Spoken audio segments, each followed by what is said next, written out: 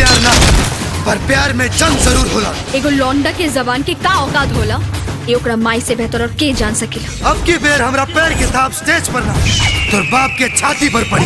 दाल पकवलू, भात पकवलू, औरी आलू चॉप, बाकिर मछरी बिना, कढ़ी जा मछरी बिना, कदी होलू मूड खराब डार्लिंग मछरी